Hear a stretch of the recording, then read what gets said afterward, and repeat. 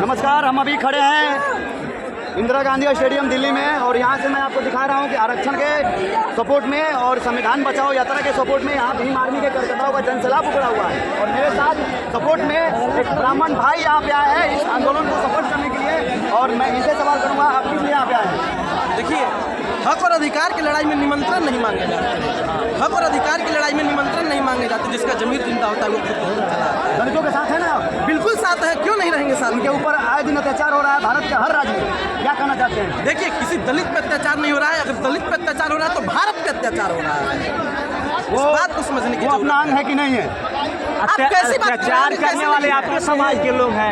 अत्याचार करने वाले लोग कौन समाज के हैं? देखिए, जो भी लोग अंग है एक मिनट, जो भी अत्याचार करने वाले आप लोग सवाल क्या करते हैं? रुकिए ना, गजब हाल है आप लोग का। एक मिनट, ऐसे नहीं पूछ रहे ना भाई, हम लोग पूछ रहे हैं, कोई बात नहीं। एक मिनट, अत्याचार करने वाले कौन समाज के लोग हैं? देखिए, ज्यादातर सवर्ण समाज के लोग हैं। मैं साफ तौर पे कह रहा हूँ। बिल्कुल। आप देखिए, और कुछ ओबीसी समाज के भी लोग हैं, जैसे भी बिहार में हमने देखा। बिहार में खटिया पर बैठने कौन नहीं देता था दलितों को? सवर्ण समाज के लोग नहीं बैठने दिया।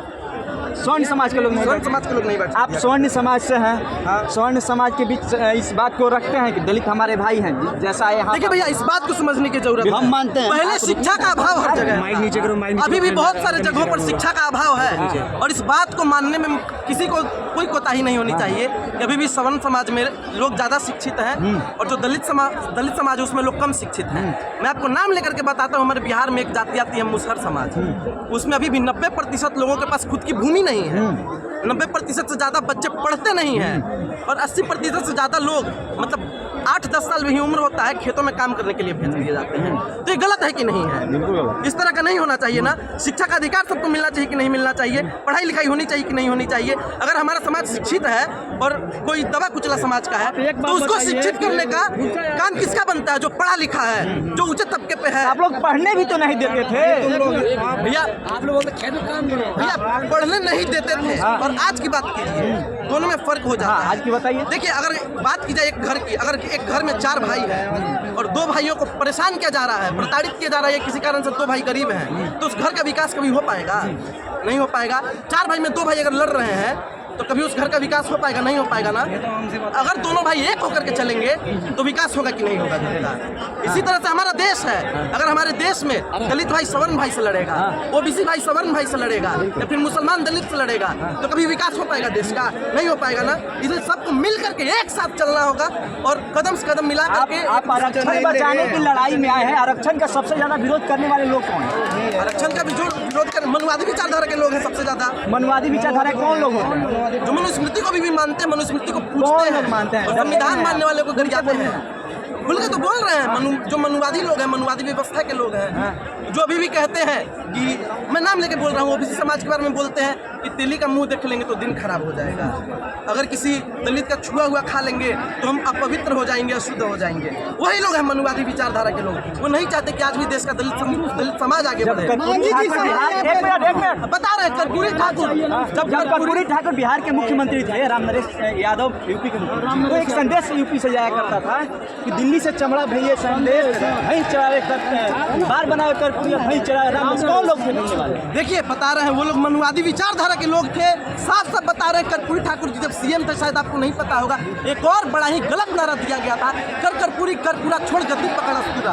अब बताइए, अगर कोई नाई समाज का व्यक्ति सीएम बन रहा है बिहार का, तो आप इस तरह से उसको बोलिएगा? लालू प्रसाद यादव जी को क्यों टारगेट किया जाता है? बस इसलिए टारगेट किया जाता है क्योंकि उनके नाम के आगे सिर्फ यादव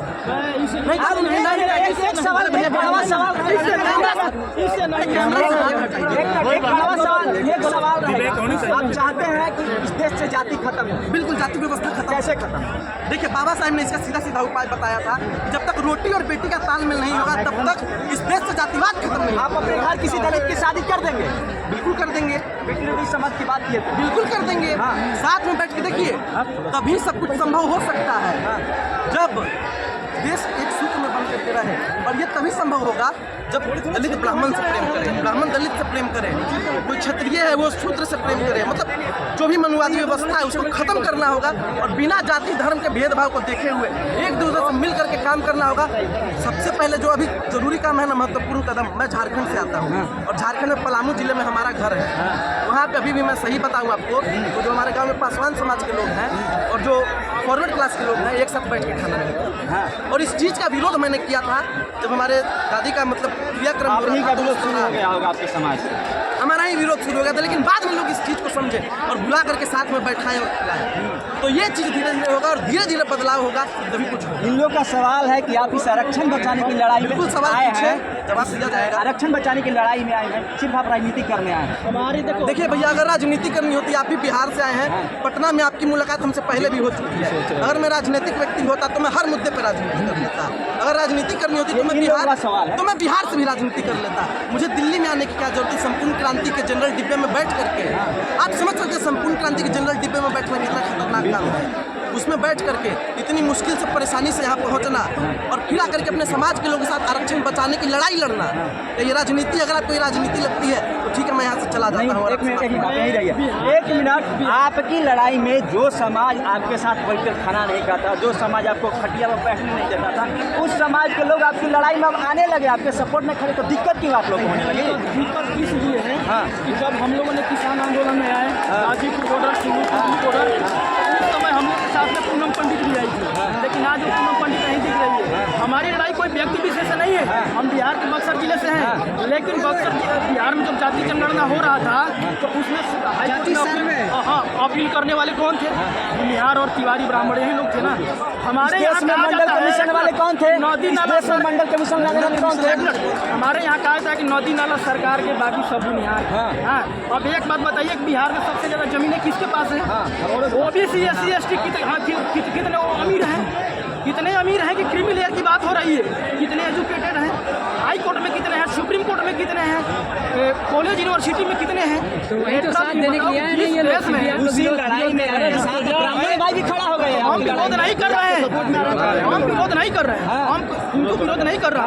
हमारी लड़ाई सिस्टम से है, हमारी लड़ाई समाज से है, हमारी लड़ाई कांग्रेस बीजेपी से है, आरएसएस से है, समझ गए?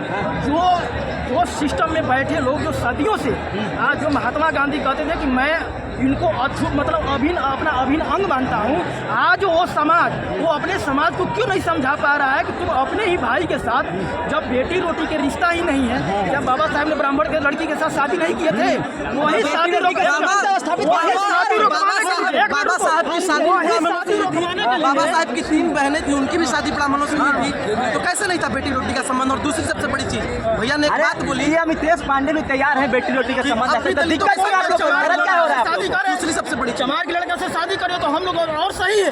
यहाँ आप अपने घर की लड़की का शादी कर दीजिएगा अगर तैयार होंगे तो। ब्राह्मण में यदि कोई भी है, यदि बेटी साक्षी मिश्रा जी थे, बाबा रेलवे में इंजीनियर था, साक्षी मिश्रा जो विधायक लड़की थी बरेली झुमका वाला बाजार का, क्या साक्षी मिश्रा शादी नहीं की? बेटी रोटी का संबंध, शादी को रोकवाने के लिए, काउंटर करवाने के लिए कितना लोगों ने प्रयास किया।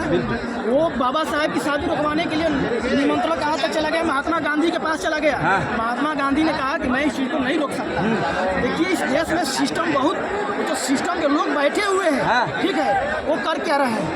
इतना आसान नहीं है इस चीज़ को, मतलब सारा चीज़ को अपना बनाना, ठीक है? अभी बहुत समस्या का समाधान तो स्वर्ण विरोध करते हैं, लेकिन ये नहीं बताया कि मंडल कमीशन लाने वाले लोग कौन थे? मंडल कमीशन लाया, कौन लाया था? रामविलास पासवान थे उस समय,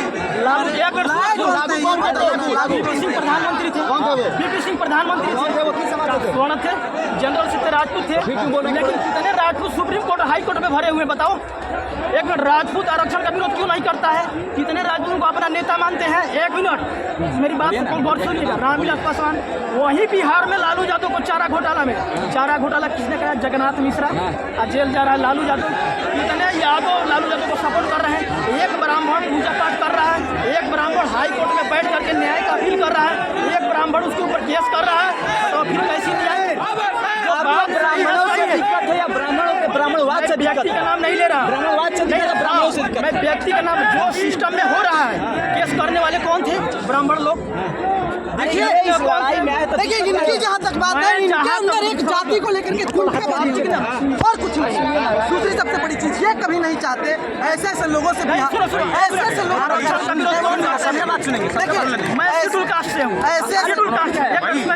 देखिए इनको बोलने नहीं तो फिर बोलेंगे कि हमारा हक हमारा भाई जी सर ऐसा है कि जो ये भाई समर्थन में आए हैं हम इनका तहे दिल से स्वागत करते हैं।